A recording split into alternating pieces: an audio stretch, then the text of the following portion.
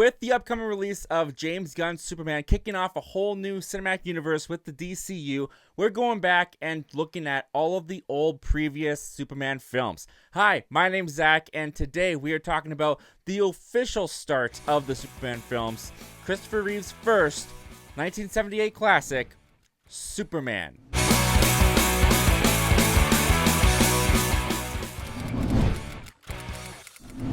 Like many of you, I started this YouTube channel because I cannot watch a movie without needing to talk about it afterwards. If that sounds like you, you're in the right place. Consider hitting that subscribe button.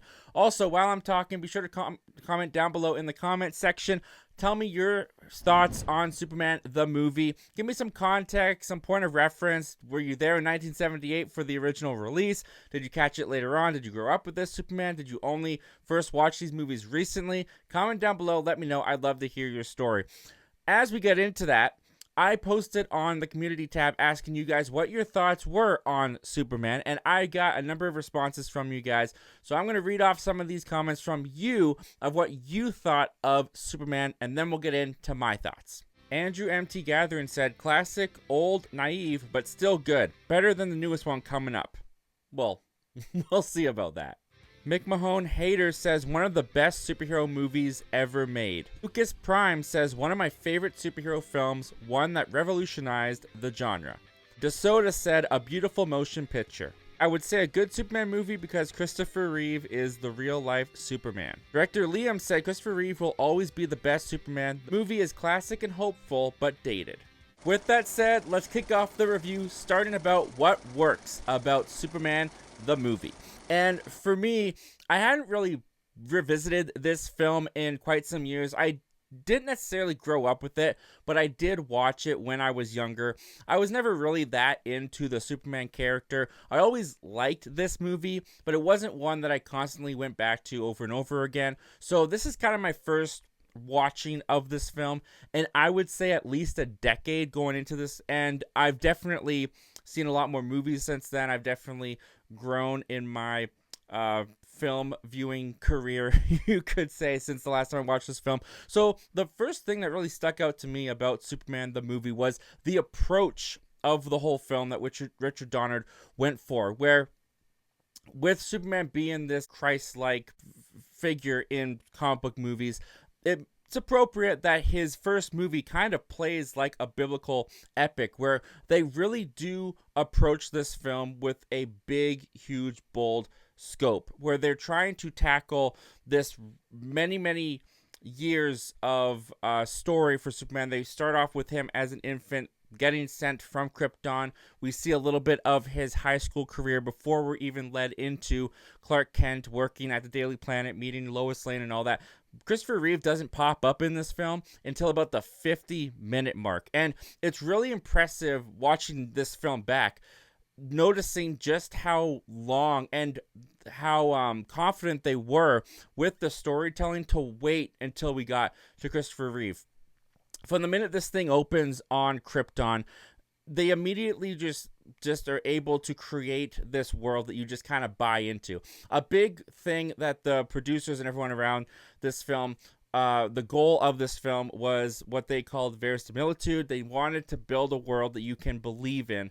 And from the very start of this film, they are engrossing you into the science fiction world, where we meet Marlon Brando as Jor-El on Krypton. We get the whole situation going on there of how the planet's about to explode. They're sending Kal-El to the farm where he gets adopted by the Kents. We see him grow up. We see how he's kind of struggling, being picked on, but he knows he has these powers that he could use, and Pa Kent's giving him words of advice. They spend a lot of time really fleshing out not just this world, not just its characters, but also the motivations that are for Clark Kent and Superman in this film. Aside from just the setup, aside from just how much love and care they put into the story, the visuals here are really insanely impressive for especially 1978, where the destruction of Krypton is so visually terrifying and yet such a spectacle to look at, where you've got these red lights kind of flashing, you've got huge craters being created, people falling thousands of feet down into these craters. It looks fantastic. The cinematography on this film too is really beautiful. And before we start to talk about Christopher Reeve and Margot Kidder and all those guys, the first little bit of Superman really does play like a operatic type film where there's not much dialogue. There's dialogue when there's needed dialogue, but a lot of this is told through music, and I would be a fool not to talk about John Williams' score for this film, because a lot of it is what fills the space in the first hour of this film, and even in the whole film in general. Every score given to each scene gives the scene so much atmosphere and emotion to it. Where, much like Star Wars, John Williams' score in Superman is as much as a character as anyone else in Superman. Now, going to our characters, talking about Christopher Reeve here, obviously the star of Superman. I always thought that Christopher Reeve did the best job of anyone I've seen playing Superman up until this point, of really getting across that Clark Kent is not the real person. Superman's the real person, and Clark Kent is just a disguise, just a persona that he puts on to fool everybody that he's not Superman. But he's not actually that clumsy. He's not actually that, gee golly whiz, like he's not actually that person. That is all just an act. And Christopher Reeve in this film is a phenomenon. He is so good when you watch these scenes back. What I love about his Clark Kent is played with a wink of an eye to the audience, where he knows that this is an act. We've seen how he is in high school when he's played by Jeff East, and so when we see his Clark Kent pop up onto the screen and he's bumbling around and he's trying to get that champagne open for Lois and it spills all over his pants, like, we know that that's a foolish act. We know that that's not actually who this person is. And the fact that we're in on the joke makes his performance that much funnier. And his comedic timing is so good as Clark Kent.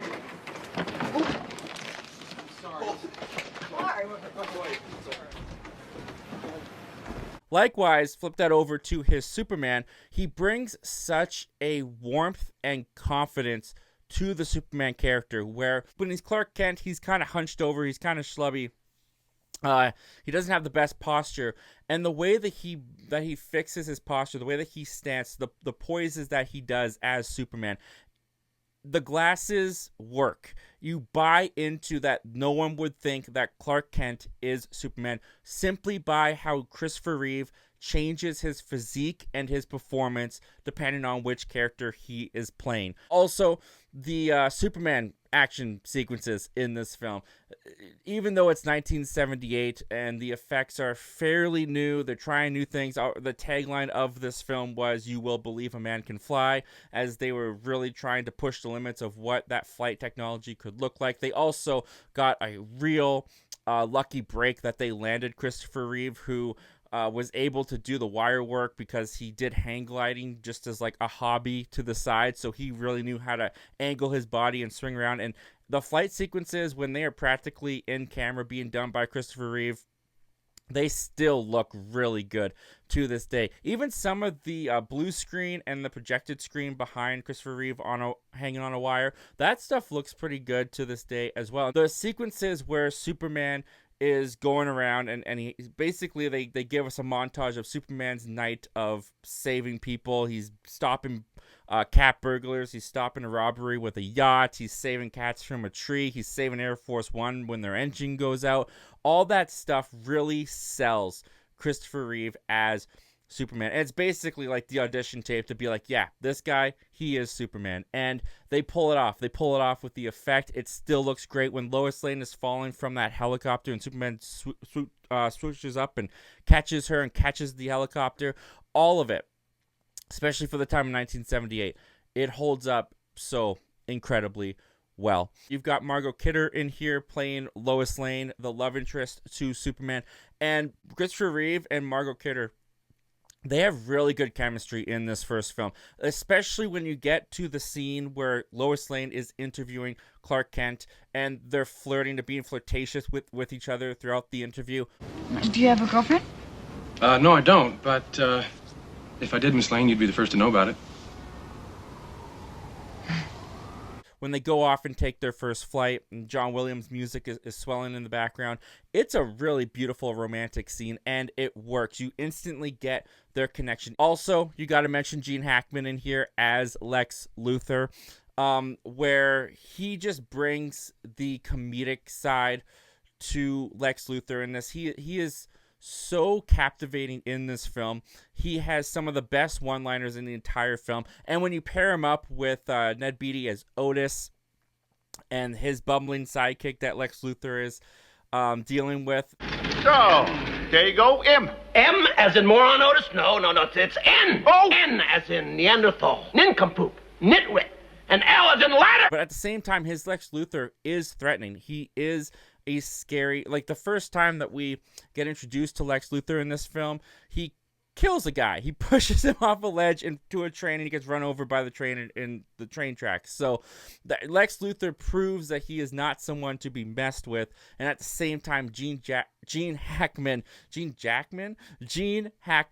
is just so fun and charismatic. And when you get Lex going up against Superman in the last third of this film, it's great. You get Christopher Reeve and Gene Hackman on the screen together as these characters, and they just work so well. They have great antagonistic chemistry with one another that you just love to kind of see Lex Luthor's mind get the upper hand on Superman's brawn. There's very little here to talk about the what didn't work section of this film, where I've been gushing about it for like 10 minutes now. And when it comes to what didn't work about this film, it's honestly very nitpicky items here to choose from. For example, the beginning of this film, because they shot Superman 1 and 2 simultaneously, Richard Donner was trying to create the two films at the same time. Whenever they had a set available, they shot for both Superman 1 and Superman 2. So at the beginning of this film with Krypton, we do see General Zod and Ursa and Nom as they're being sent into the Phantom Zone. And that never comes back around in Superman the movie, where originally Superman was supposed to take the missiles that Luthor launches, and he was supposed to throw them into space. It was supposed to hit the Phantom Zone and set Zod and them free, and that would have ended the movie.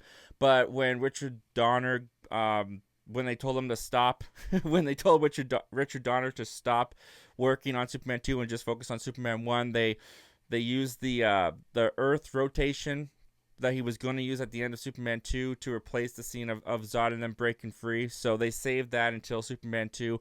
So it doesn't really go anywhere in the first film. It sets up these villains for Superman 2. But for this film in particular, it's kind of a unnecessary scene. They really could have just started this movie zooming in on Krypton and then going to Marlon Brando as Jor-El, telling the Krypton officials that the planet's going to explode in 30 days. I think that would have been a little bit cleaner of a beginning. Also, there's a lot of moments in this film where they're definitely trying to compact a lot into the story, that they take a lot of leaps that you just kind of have comic book knowledge about Superman. Like when he goes to the Fortress of Solitude, he's got that crystal that he just decides to go north. They don't really explain why he goes north, why he has to go north. Do you know where you're headed? North. But, you know, we've got to create the Fortress of Solitude, so he goes north. There's a couple weird powers that Superman has in this, and this kind of is for all the Christopher Reeve movies. They kind of do this for all of them. They always give him unexplained powers, where there's sequences in here he just kind of like manifests his Superman costume. He doesn't really go and change into a Superman's costume. There's great classic moments of him ripping open the shirt, going around in the doors and coming out in a Superman suit, but then there's also moments where he just like jumps off a building and then he's in normal Clark Kent clothes, and then they just become Superman clothes. It's not really explained. Also, the conflict between Lex and Superman is very thin in this film, where they constantly cut from Superman and everything going on with him and Lois, and going back to Lex Luthor and Otis and Mr. Smucker and all of them over on the other side. And in that way, there can be some tonal shifts that occur when you go from Superman stuff to Lex Luthor stuff, and it definitely can feel like a different movie at times when you're on the Lex stuff. And their conflict doesn't really begin until like the last 30 minutes, where Superman doesn't really even know that Lex exists until the last 30 minutes of the film. So the conflict there, besides the chemistry that the actors bring to it, is kind of weak. On top of that, they do get Lex Luthor to come to the conclusion that kryptonite will hurt Superman very fast. I mean, Lex basically, after Lois releases the interview about Superman, Lex just kind of like opens like an old National Geographic magazine and finds like a meteorite that landed on Earth and is like, hey, kryptonite, this stuff will kill him. You just got to go with it. You just got to buy it. And there's a couple moments in Superman the movie where you definitely have to do that. And, you know, the ending has been talked about for many, many years. People have talked about it and have gripes about it. And I kind of share those same kind of gripes of him turning the Earth back around to save Lois at the end of the film. It does feel a little bit like a cop-out. It does feel a little bit like it's inconsequential. Whatever Superman does, he can just turn the Earth back around, because there's a lot of mention throughout the film. Jor-El says it. You get it in the Fortress of Solitude, where Superman's kind of like told he's forbidden from interacting or changing human history. And so at the end of the film, when he turns the Earth back around and he changes human history by saving Lois Lane, you'd think there'd be a consequence for that, and there isn't in the film. So that kind of bumps me a little bit the wrong way. But when you understand what Richard Donner wanted to do and how they had him change it at the end, he had to do it. It doesn't ruin the film in any way, shape, or form, but it is something that kind of does make me go, wish there was a little bit more stakes, a little bit more confident consequences there. But with all that said, this movie, even all these years later, is still so much fun to go back and watch. Little gripes here and there, little things that could have been ironed out, but as it is, I think it holds up. And I'm going to give Superman the movie a very solid recommend. If you haven't seen Superman the movie yet, definitely go and check it out. And if you have seen it, comment down below. Tell me what you think. With that, guys, look forward to my review for Superman 2 coming very soon. As always, thank you so much for watching. If you're new here, please consider subscribing. And if you want more DC content, I got some more right over there. If you want to jump to the other side of the fence, I got Marvel content right there. And right over there is the most recently uploaded video to this channel. As always, guys, don't just watch movies, talk movies. I'll see you guys next time. Take care.